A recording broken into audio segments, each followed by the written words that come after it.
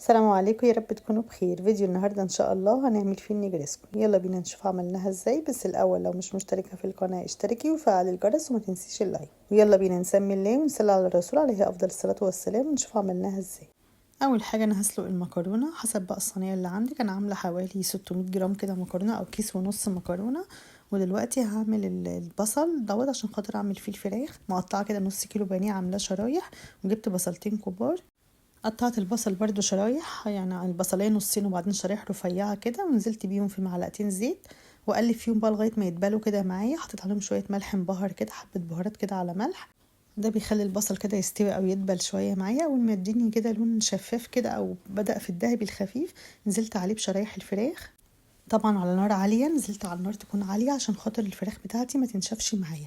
نص كيلو بانيه، او ممكن تقطعي عادي اي حته من الوراك او من اي مكان في الفرخه زي ما انت عايزه. انا قطعت البانيه كده نص كيلو وعملته شرايح. وبعد ما الفراخ برضو خدت لون كده معايا خفيف، نزلت عليها بكده بقرن واحد فلفل احمر عشان خاطر حار. لو عندي زي طبعا تحطي بارد او تزودي تاني احمر واخضر برضو حار وبارد زودي. انا ما كانش عندي غير الاحمر دوت، وعشان حار حطيت واحد بس. ونزلت عليه بالبهارات، حطيت بهارات مشكله وحطيت فلفل اسود وحطيت كمون وملح. البهارات اللي تحبي تحطيها بقى حطيها، من كل حاجه كده معلقه صغيره. ودلوقتي هعمل البشاميل. نزلت كده بثلاث اربع معالق زيت ومعلقتين كبار سمنه. اول ما السمنه كده ساحت، نزلت عليها باربع معالق كبار دقيق او 5 معالق حسب الصينيه اللي عندك. انا عامله صينيه كبيره، حاطه برضو 4 معالق كبار كده او 4 ونص هرميه كده كبيره، المعلقه الكبيره. هقلب فيهم على طول طبعا لغايه الدقيق معايا ما الاقيه كده بدأ يبيض كده ويفور، بيكون كده استوى خلاص. لازم طبعا يفور ويغلي شويه كده عشان خاطر ما يبقاش فيه طعم دقيق في البشاميل. بعد كده بقى هنزل عليه باللبن. معايا كيلو لبن، نزلت الاول بكيلو لبن وبعدين هنزل برضو بكيلو ميه تاني، يعني لتر لبن وحط عليه لتر ميه.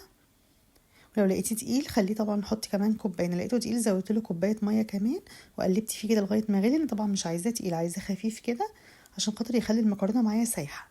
ونزلت عليها بقى فلفل اسود وملح وبهارات مشكله او البهارات بقى اللي تحبي تحطيها. ودي كمان 3 4 معالق قشطه كده، كانوا عندي قشطه باللبن عادي، اللبن البلدي عادي في التلاجة.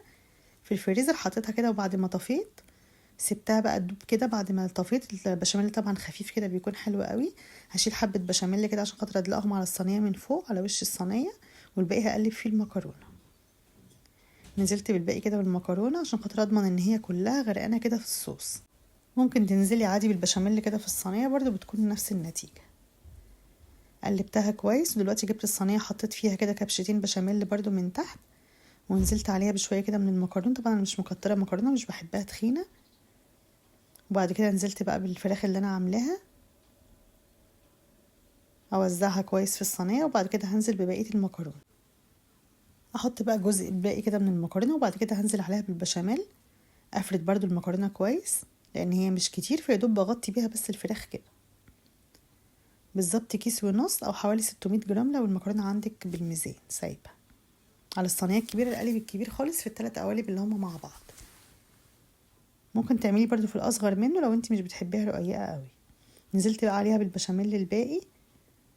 انا بحب ازود فيها البشاميل، بشاميل خفيف كده بتكون سايحه وحلوه قوي. طبعا لو انت عايزاه اتقل من كده، عايزه تطلعيها قطع سليمه، تخليه اتقل من كده شويه، بس هي كده بيكون زي القشطه فيه وبيكون طعمها حلو قوي. ممكن تحطي بقى على الوش اي حاجه. طبعا لو عندك جبن، الجبنه اساسي برضو في الوصفه دي بتخليها حلوه قوي، بس ممكن تعمليها كده ساده عادي. ممكن تحطي برضو على البيض كده على الوش بيضايه، او تحطي انا بشرت طماطميه كده برضو تديها لون حلو. دخلتها بقى فرن عالي، لازم الفرن يكون عالي. خدت معايا حوالي تلت ساعة كده او نص ساعة، مش اكتر من كده. حوالي تلت ساعة كده على الرف في النص، وانا معلية قوي تحت. وبعد كده شغلت عليها الشواية 10 دقايق. تخلي النار عالي لان كل حاجة فيها مستوية، احنا عايزينها يدوب تاخد لون بس. عليت النار خليتها على اعلى درجة حرارة، لان بحب اديها كده وش خفيف من فوق ومن تحت. لو سبتيها طبعا معاكي 10 دقايق تعرفي تطلعي القطعة سليمة. هي بتطلع قطع سليمة برضو، بس هي طريه جدا وطعمها حلو قوي. انا دوب لسه طافيه عليها. لو سبتيها بالظبط 5 دقايق هتعرفي تطلعي القطع سليم.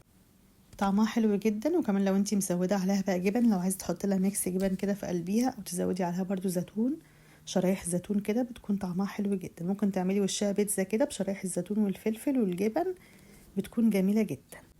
وبالنسبه كمان للولاد بتكون احلى من المكرونه بالبشاميل باللحمه، لان طبعا بيحبوا الفراخ اكتر من اللحمه. بس كده، اتمنى الفيديو يكون عجبكم. لو الفيديو عجبكم ما تنسونيش باللايك والاشتراك في القناة وتفعيل الجرس عشان يوصلكم كل فيديوهاتي. والسلام عليكم ورحمة الله وبركاته. مع السلامة.